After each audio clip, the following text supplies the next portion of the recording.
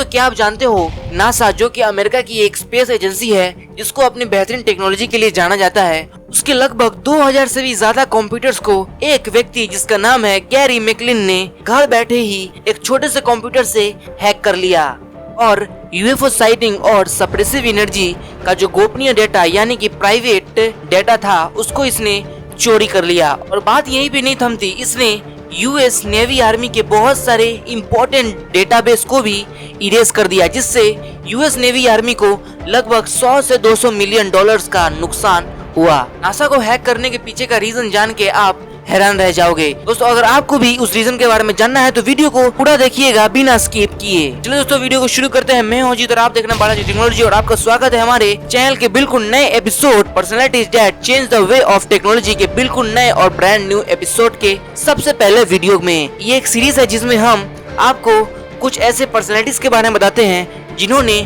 Technology को use करने का पूरा वे ही बदल दिया, जिन्होंने बहुत बड़ा इम्पैक्ट छोड़ा है टेक्नोलॉजी के दुनिया में। तो चलो दोस्तों वीडियो को शुरू करते हैं। दोस्तों गैरी मैकलिन का जन्म 10 फरवरी 1966 को ब्रिटेन के एक देश स्कॉटलैंड में हुआ था। दोस्तों इनको बचपन से ही कंप्यूटर और टेक्नोलॉजी में बहुत ही इंटरेस्ट था। जैसे जैसे वो बड़े हुए उनका ये इंटरेस्ट और भी बढ़ता गया और सन 2001 में उन्होंने नासा के लगभग 2000 कंप्यूटर्स को हैक कर दिया।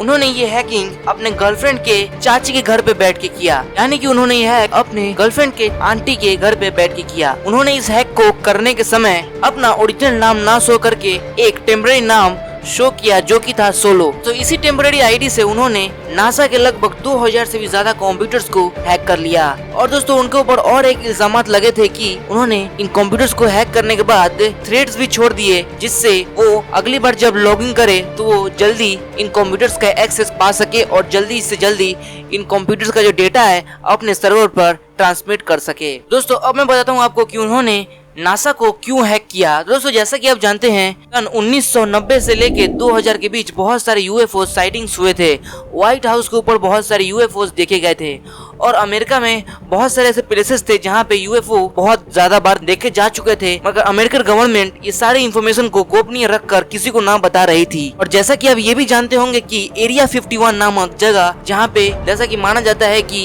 एलियंस के साथ अमेरिकन आर्मी मिलके बहुत सारे गोपनीय काम कर रही है, बहुत सारे रिसर्चेस कर रही है जिसको दुनिया से छुपाया जा रहा है। मगर कभी कभी कुछ लीक्स निकल के आते थे जिनमें बताया जाता था कि अमेरिका के पास एलियंस को लेके बहुत सारे इम्पोर्टेंट इंफॉर्मेशन है। तो ये सब कुछ सुनने के बाद जॉन मैकलिन का भी मन एलियंस में था।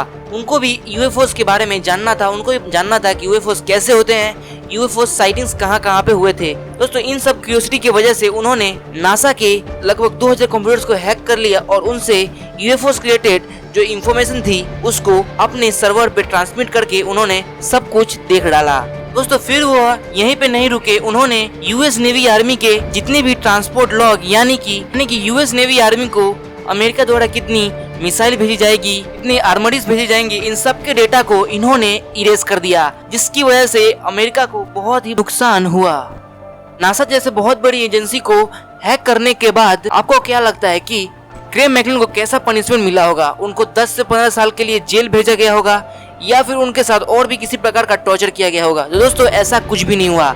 क्यों, ये मैं आपको बताता हूँ। जैसा कि आप जानते होंगे कि हर एक कंट्री के बीच एक ट्रीटी साइन किया हुआ रहता है जिसमें बताया जाता है कि अगर कोई भी क्रिमिनल या फिर टेररिस्ट हमारे देश से कोई भी इलीगल काम करके आपके देश में जाता है तो आप उसको पकड़ के हमारे देश में वापस लौटाओगे, उसके बाद हम उस पे इलीगल एक्टिविटीज को करने के विरुद्ध में जो एक्शन लिया जाता है वो लेंगे। इस प्रकार स्कॉटलैंड सरकार ने ग्रे मैकलिन को पकड़ लिया और अपनी हिरासत में ले लिया। और ग्रे मैकलिन के जो लॉयर्स थे उन्होंने ये प्रूव कर दिया कि ग्रे मैकलिन मेंटली इलनेस थे, वो मेंटली हरास थे, उनका मानसिक संतुलन ठीक नहीं था। इसी कारण शायद उन्होंने ये कदम अपनाया था।